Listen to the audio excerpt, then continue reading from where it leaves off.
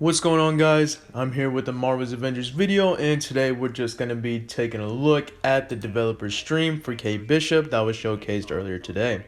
Before we get started, I just wanted to let you guys know some more information regarding the upcoming DLC, and that is the Omega level threat missions and the AIM cloning labs are going to be a bit delayed since they need a little bit more time to polish it. I don't see a problem with that since, I'd rather have them take their time to get stuff right instead of coming out rushed out with bugs and stuff like that.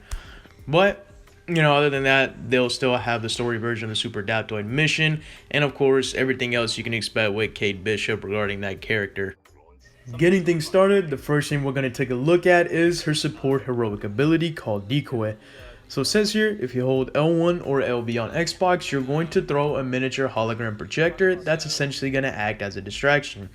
That hologram will also shoot quantum arrows at nearby targets, which provides additional offensive support. Mainly just as the name would suggest, a decoy. It would create a holographic image, it would draw aggro and essentially shoot on its own.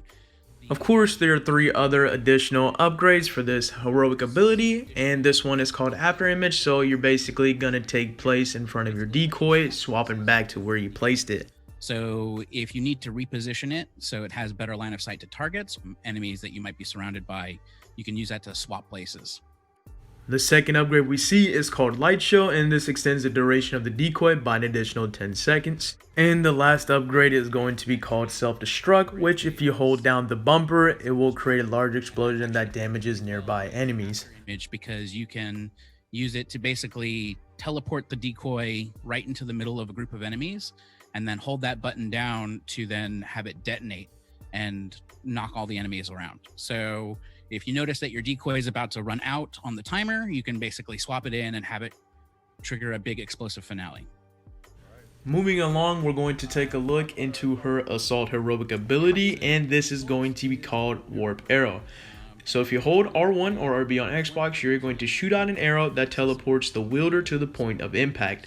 As soon as you do this, the arrow creates a quantum explosion that deals additional damage to nearby enemies, launching them into the air. One thing to point out is if you press that button again while the arrow is in the air, you can trigger it to teleport yourself early. And when you teleport there, you basically trigger a giant quantum explosion when you teleport in. We also get a look at one of the 3 upgrades that you can choose from for the heroic upgrades. So one of them is going to be Jumper, which stores a second charge for the warp arrow. The second is Wormhole, which creates a temporary set of portals that can be used by heroes to quickly teleport between locations. And third is going to be Singularity. In this one, the warp arrow no longer teleports the wielder to the impact location, but instead creates a gravity well that pulls in nearby enemies. While caught in effects of the Singularity, enemies take intermittent damage. After the quantum energy depletes, the warp arrow explodes, damaging nearby enemies. Moving to the right of the ability, we only get to take a look at one of the 3 options that we can choose from. So here we have Cloak of Oblivion. This increases the duration of the Shadow Jacket ability generated when using warp arrows by 2 seconds. Teammates using a wormhole also receive the benefits of Shadow Jacket, only effective when the Shadow Jacket skill is unlocked. Now we can get a good look at what her ultimate heroic ability is like. So here it is called Quantum Overdrive, and whenever you press both bumpers, you continuously overcharge the intrinsic meter with quantum energy that overflows to power up all ranged and melee attacks. Hold R2 or RT on Xbox until arrows are fully charged with energy for even greater arrow effectiveness. Infinite intrinsic energy, so you can teleport a bunch and use all your intrinsic attacks, but it also sort of gives you a special archery set for her bow. The heroic upgrade for this is called Quantum Shroud, and you activate an energy field that absorbs 20% of incoming damage for the duration of that skill. One of the upgrades you can choose on the left side is called Quantum Storm, and this converts quantum arrows into rapid firing quantum energy bolts. Bolts will lodge into targets and trigger a quantum detonation if enough bolts are embedded into a single combatant. There's a little bit of seeking to them, so it has cool trails and whatnot.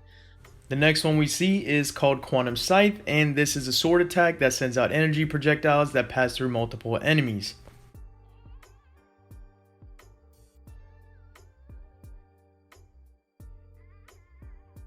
The last one is called Quantum Pulse, and while Quantum Overdrive is active, using the Blink, Blink Jump, or Blink Dash abilities creates a small energy explosion.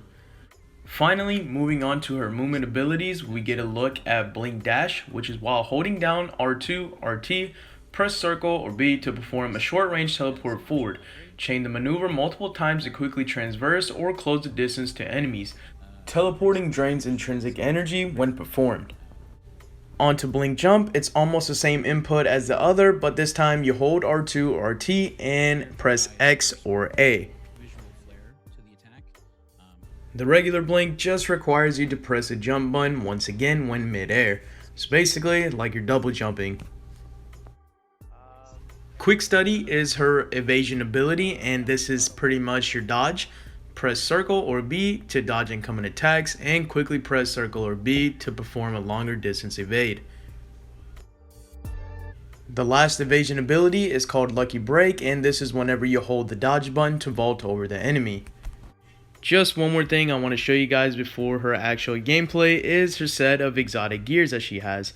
So yeah, she's equipped with all exotic gears, just because it's a dev's already power level 150, so you can get a good look at that when you press pause and just take a look at the stats. Also, one more thing to look at is the new exotic major artifact on the top.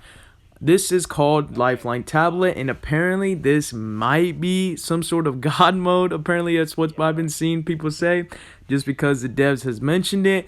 But that could be, just because they're showcasing this character and they just don't want to get hit or something like that. I'll probably make a video on it next week whenever the DLC fully releases, so be sure to keep an eye on it. Now we finally get full gameplay for Kate Bishop and what we can expect with her gameplay. I gotta say, she looks like a really fun character to play as, and I'm excited for this DLC to come out on Tuesday, and I hope you guys are too. Maybe this will bring some of you guys back. I hope it does. If you guys have dropped the game, just at least give it a chance and try it out to see how you like it. And I would also believe that she would have her own iconic mission chain, just like the rest of the Avengers, with future DLC characters as well. Of course, this isn't her full gameplay that was shown during the live stream. I just pretty much cut down parts to show you guys the cool parts of her character, and yeah, it looks really awesome, like I said earlier.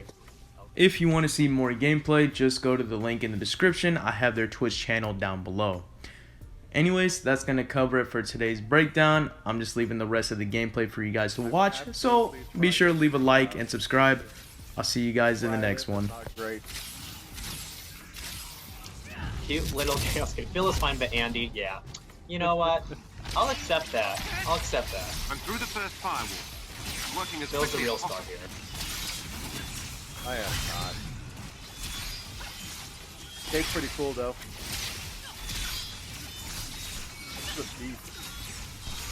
Phil, you live underneath a mountain. I wish.